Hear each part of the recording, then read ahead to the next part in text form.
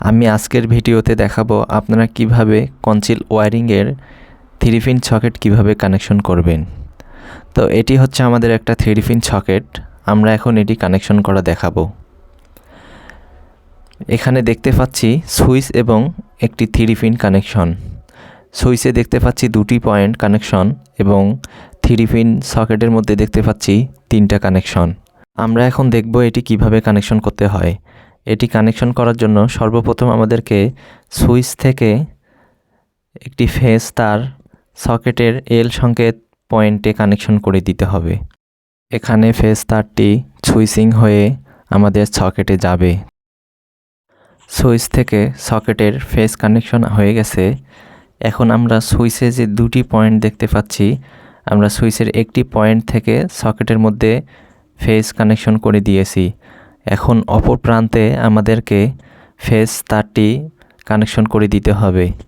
অর্থাৎ আমাদের যে মেইন ফেজ তারটি আছে এটি আমাদেরকে সুইচের মধ্যে কানেকশন করে দিতে হবে। অপর প্রান্তে সকেটের যে 3টি পয়েন্ট দেখতে পাচ্ছি, ওখানে এন সংকেত পয়েন্টে নিউট্রাল তারটি কানেকশন করে দিতে হবে। আমরা এখন নিউট্রাল তারটি কানেকশন করতেছি। আমাদের নিউট্রাল তার কানেকশন করা হয়ে গেছে। এখন সকেটের উপর প্রান্তে দেখতে পাচ্ছি এখানে এই পয়েন্টে আর্থিং তারের সংকেত দেওয়া আছে। আমাদের এই পয়েন্টটি হচ্ছে আর্থিং তারের পয়েন্ট। এখন আমাদেরকে এই পয়েন্টের মধ্যে আর্থিং তার কানেকশন করে দিতে হবে।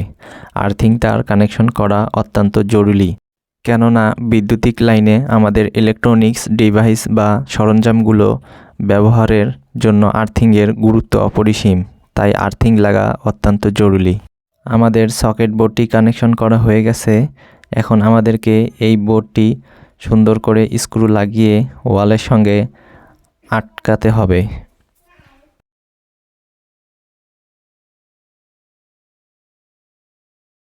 এখন আমাদেরকে উপরের যে কাভারটি আছে এই কাভারটি ভালো করে লাগিয়ে নিতে হবে।